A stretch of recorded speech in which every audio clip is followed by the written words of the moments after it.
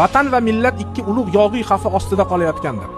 Bir tomondan Boburiylar Hindistondan qo'shin tortib kelayotgan bo'lsa, ikkinchi tomondan Erondagi qizilboshlar, ya'ni Safafiylar Turkistonga xavf solayotganlar. Ana o'sha ulug' xavf kunlari tarixiy voqealar yuz beradi G'ayratxo'ja. Shunday bir ulug' voqealar yuz beradiki, qarang. Unga ko'ra Abdulazizxon Toshkentga ulug' qurultoyni chaqirtiradi. Ulug' majlis chaqirtiradi. Va Turkistonda bu mashvaratga butun Turkiston turkiylar yig'ila boshlaydilar. Va ular ikkita dushmanga, ya'ni ikkita katta xavfga, Boburiylarga va Safafiylarga qarshi qo'shin to'plash uchun bu qurultoyda ovoz beriladi. Bu yerda qarang, barcha xalqlar, o'zbeklar, qozoqlar, qoraqalpoqlar, qirg'iz ellari birlashadilar.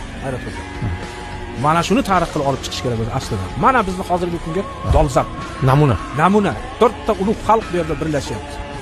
O'zbek, qozoq, qirg'iz, qoraqalpoq xalqining zadagonlari yig'ilyapti Toshkentda. Va ular 300 minglik qo'shin to'plashga muvaffaq bo'ladilar. 300 ming. Qozoq bovurlarimiz 100 ming otliq bilan keladilar yordamga. Va ana shu ulug' armiya Yalangto'shbek boshchiligida bu ulkan armiya Boburiylar qo'shinini ham supurib tashlaydi. Safafiylarni ham ikkita ulug' dushmanni to'xtatdi va Morin nahriga, o'rtoq Turkistonga kirgizmadilar. Manaman degan Boburiylarni ham kuchi yetmadi. Safafiylarni o'sha Yevropadan qurol olib turgan Safafiylarni ham O'rta Osiyoga kirishga kuchi yetmadi. Mana Yalangto'shbek qanday odam bo'lgan. Ha bu Amir Temurdan nima farqi bor bu odamning deyarli.